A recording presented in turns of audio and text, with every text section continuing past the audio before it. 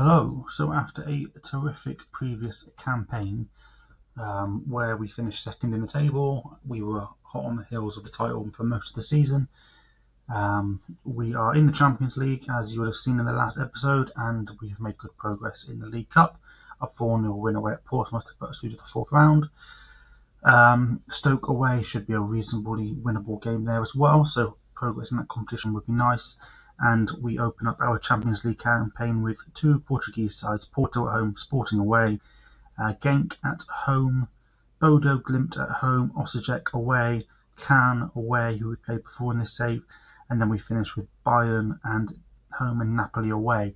So if we can get some points on the board early here, that hard finish shouldn't be too problematic, and we should be able to make progress based on what I can see there as well.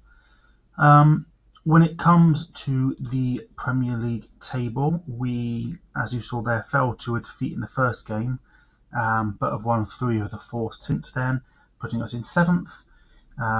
It very much feels like we are beating the teams we should be beating and losing to the teams you would expect us to at the moment, although that 1-0 defeat at home to Coventry was a game that we absolutely dominated before falling to a late-ish goal. As for the recruitment, if I take you to the transfer history, you'll see that we have been reasonably busy. If we go back to the end of last season, Seth Fatawu was someone I was looking at before, a holding midfielder from Brighton, has come in. He is a regular England international as well, 28 caps and 1 goal, so he comes into midfield. Ante Budimir, not the Ante Budimir from real life, but a new gen here that's come in from Dynamo.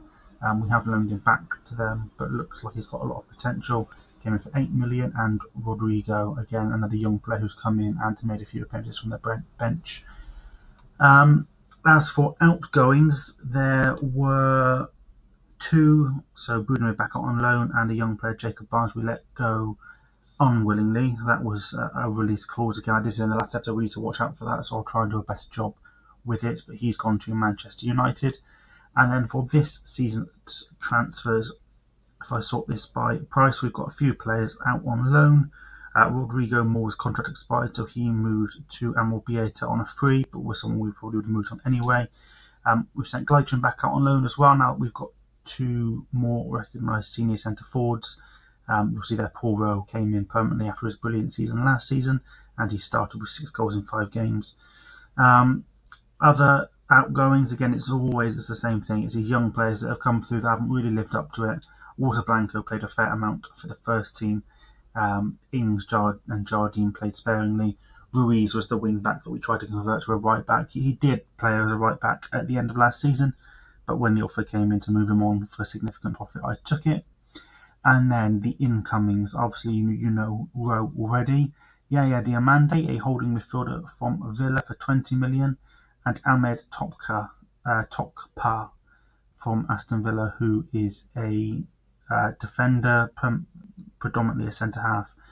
So those 2 have both come in from Villa, and Tokpa has gone out to Hanover on loan, and then Alexander Sack on a loan to buy is coming to be our permanent left back, hopefully, as long as everything goes to plan with the signing. And as you can see, he's in there at left back with lots of potential. Other than that, with Fatawu being the other exception, everybody else is as was. One thing I do think you might be interested to see is it was a World Cup summer, and quite an extraordinary World Cup, in which, if I take you to the fixtures, Australia won the final on penalties against England. You'll see that Rich is playing regularly, and also in this squad. Can I see the full squad easily? I can. Dobbs is in there, Lahan is in there, and Fatawu on new signing is in there as well. So a few more regular England internationals, but unfortunately not World Cup winners, and that's where we are for the start of this season. I'll be back at the end of the January window. Hello and welcome back, not to a January transfer window update, as we only loaned out 2 players, so there wasn't really a huge amount to update you on at that point, but instead with the highlights from a League Cup final, Carabao Cup final against Manchester United. As it stands, and I will show you this out of the game, We were 5th going into it, they were 3rd. It looked like we could have had a penalty there, but we didn't end up taking the chance that came after either. I would say we were probably the better team throughout most of, particularly the first half, and it was only really in the second part of the second half that Manchester United came back into it. The slight advantage of showing it to you this way rather than the full game is obviously you're only getting the important bits, but there's also no spoilers because you can see that we finished 1 each at the end of extra time, but you don't know who ended up lifting the trophy. So anyway, this is how the game progressed. A lot more chances, as you'll see, were being created at the start of the second half. And to be honest, this is where Manchester United started to come back into a game that we had very much been on top of. I think this then brings us to the start of extra time, given that we've changed ends. The mark on the bottom makes it look like we are still in normal time. But yeah, as you'll see, it was later in the game that Manchester United started to overcome us a little bit. We did beat them really comfortably earlier in the season when they were top and we were 3rd, but both of the teams have dropped off quite a bit since that part of the season. This is where I was quite excited for Di Maria to play the ball across, but he in fact smashed it near post into the top corner. This was in the 100 and I think it was 105th minute, 106th minute of the first half of added time. To put us 1-0 up, and I thought we were going to get across the line until in the 119th minute Younger committed a foul on Reed to give Manchester United the chance to equalise right at the death in extra time. Obviously you know they did, but when you see the penalty you'll see just how close we came to winning, as Vitovsky got hands to it I think, but was only able to push it further into the corner to level things up, which then took us into a penalty shootout. Man United seemed to have a player sent off though. I didn't notice that in the game, so it must have been right at the very end. Younger smashed his into the top corner. Red cards are appearing. I think that must be a glitch because I don't think Man United had a player sent off, and I don't think we had a player sent off during the penalty shootout. So I don't know what's happening there. We did go 1-0 up though, which was a very good start. We then made that 2-0 after 2 penalties for us. It's surprising, I think, how many times the team that goes behind in the penalty shootout ends up coming back,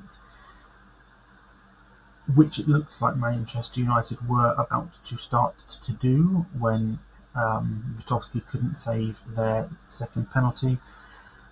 Luis Enrique then let Henigberg straight through his hands, which then allowed Kieran to step up to make it 3-1 to us after 3 penalties each, meaning that Lahan, with a penalty to win the cup, had his saved by Henrique going down the middle. That then meant a save from Vitovsky would be enough to win it for us, and it was another one of their defenders I think that stepped up in Ashby, who had that good chance in the first half. He was then able to put his penalty away, meaning we were still in a position where, okay, Fatawu was able to then score the winner. He's going to show us Ashby's. Are we going to get to see Fatawu's winner? We might do. Not quite as spoiler free as I'd hoped, because this game is still not quite as good as it should be, really, if I'm being honest. But it was then Fatawu who stepped up to win us the League Cup. So I know we're a little bit later in the process than we usually are for these kind of mid-season updates, but if I show you how we've got on since the last one, we had a really good run, if I'm honest, throughout October, November, December, and then things started to go slightly awry through January, February. You'll see that we overcame PSG 3-1. That was in extra time in the Champions League round of 16. And so now we play Lille, another French team, in the quarter-final, which I've got to say is a pretty good draw. Let's see who else is in that final 8. It's Manchester United and Arsenal, Real Madrid and Atletico Madrid, and Sporting and Chelsea. So who knows? This could be the season where we have a really deep Champions League run. Certainly looking well at the moment. And then if I also take you to the Premier League, we are currently fifth, occupying that what is likely to be that final Champions League spot at the moment. Game in hand that could hopefully take us above Brighton as well. So I'll be back with a review at the end of the season, and we'll see how we have done. Hello and welcome to the final part of this episode, where I first bring you the climax to the Premier League season, where a 4-3 victory over Manchester City led to us finishing third. Interestingly, we finished with the most goals of any team as well. That isn't the big news though, because our Champions League run continued and has left us playing Atletico Madrid at Wembley. Now, this Atletico Madrid team just scraped their way into the Champions League places for next season in fourth. I think they won on the final day. They did, to secure that fourth spot.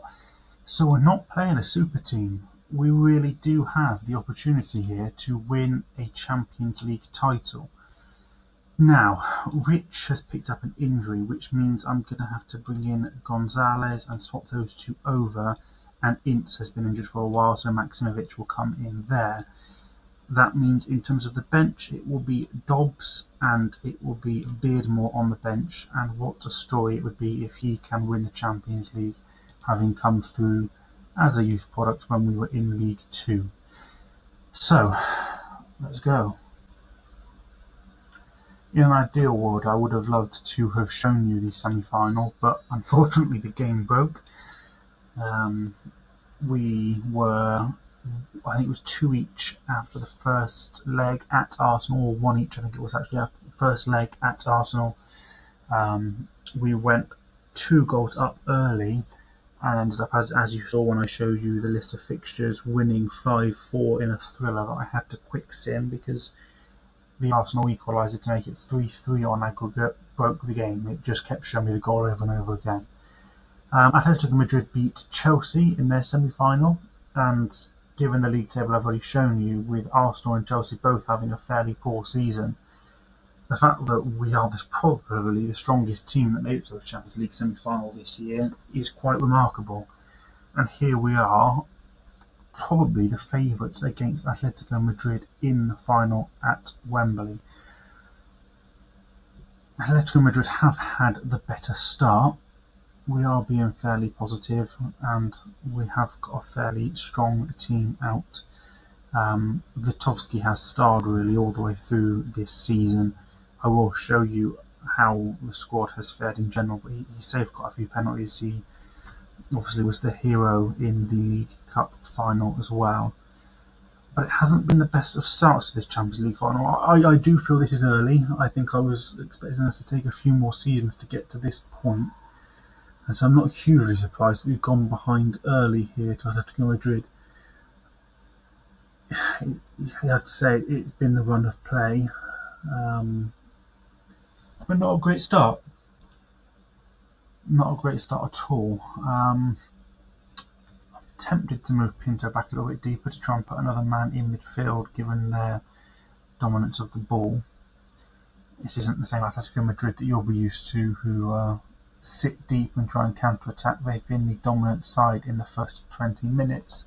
But hopefully this is us starting to grow into the game a little bit. Bassani found by Stresi down the wing. A cutback to Pinto is blocked, but that's more promising. Not hugely worried about going 1-0 down early, as long as we can start to take a bit of control of this game, and the possession is now in our favour as well. Maximovic then with the corner, aiming for the head of Gonzalez, who wouldn't have started neither him nor Maximovic in an ideal world, but that was quite some run, and it is us that are starting to create these chances now since we've gone 1 behind. Hopefully this doesn't come to much. No, and we're back on the ball.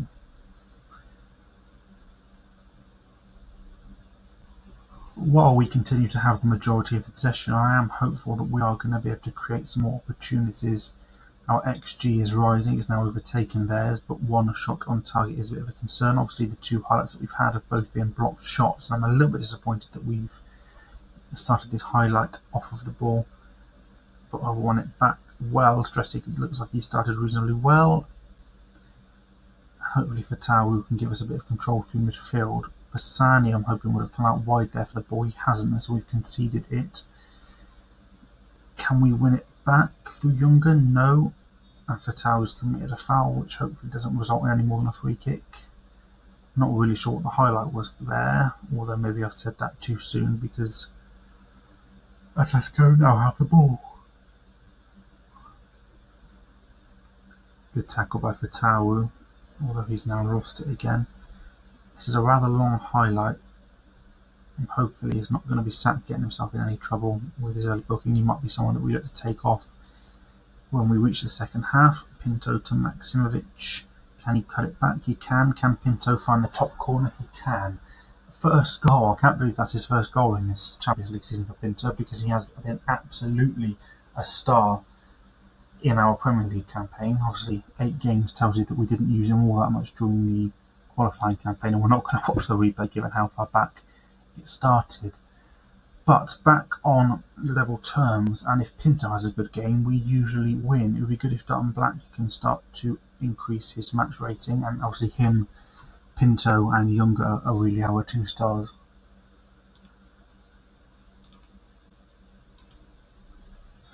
So into the second half, and we are playing reasonably well. You can see from the match ratings there, it's only really Younger and Dutton Black that haven't got going. That was a chance, as we would have hoped. Obviously Gonzalez, we can't expect a huge amount from, given he wouldn't usually be our man in that position. Hopefully now we can get back in control of the ball and of this game. Lahan's done well there. Bassani hopefully can now give us on the counter-attack. Dutton Black has done reasonably well to start with, but then conceded the ball. Again, it might be that we make a change with him. Can we win this back? This looks like it might be an Atletico Madrid chance, a big chance and a goal. And so now I am a little bit concerned, because obviously we are behind in the second half. Piscopo, the Atletico Madrid striker, is a bit of a star. I've seen him mentioned a few times in news stories. He looks like quite a player, the Italian. But we are going to start having to try and commit players forward now. I'm really disappointed in Younger's performance, although he has just improved a touch. I'm going to make the change at left back, given it's reasonably like for like, and I don't want to risk a red card.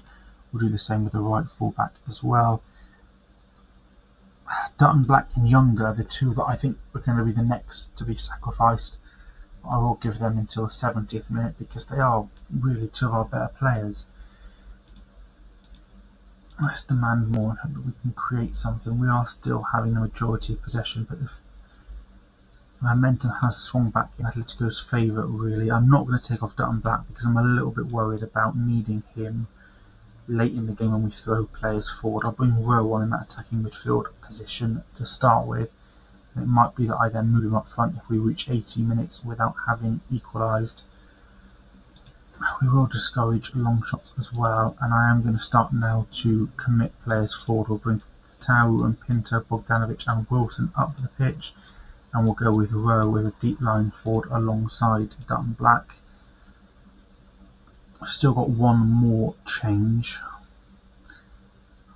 Dutton Black's just not done anything, but I don't think you can take off your best centre forward when you're chasing a goal in a Champions League final.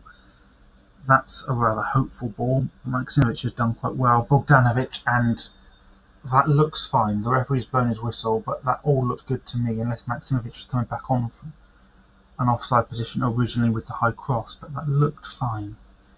Okay. I think we stay on the front foot. I think we try and win this, and we are on the front foot, and we do have possession with Wilson out wide. Another hopeful ball, and a good header from Dutton Black, who obviously now is showing us the reward for not taking him off. Fullbacks being up may expose us a little bit here. and that's a very good ball. I'm hoping he might be offside because the finish is exceptional. He is not, and now we're going to have to throw everything at it. Let's move to very attacking. Let's sacrifice. We'll bring Beardmore on and sacrifice Gonzalez. In possession, we'll go with Pinto in behind, and we'll go with one fullback. I really probably should have moved the fullbacks deep after we conceded after we scored, because that's what's opened it up there. But we really are now throwing everything we have at them for this equaliser. I did say I think this might be a couple of years too soon for us to win a Champions League title, but it's a shame to have got all the way there against a very average Atletico Madrid team. The last thing I can really do is to throw Lahan forward as well as a target forward. I haven't really got anyone on the bench. In fact, we have. I'm just going to glitch out, but no, we can't. We've made all the changes we can. Out of position, we'll go with him as a target centre forward as well, but that is going to be full time, and we have fallen, unfortunately, in a Champions League final. It does mean the series is going to continue though, so I guess we will be back with the start of the new season, where hopefully we can give the Premier League a better shot and try and reach this overall goal of the Premier League and the Champions League with this Bristol Rovers team. And that will be it. I hope you've enjoyed this episode as much as we fell to defeat in the final. Please leave a like and subscribe, and I'll be back for the next episode.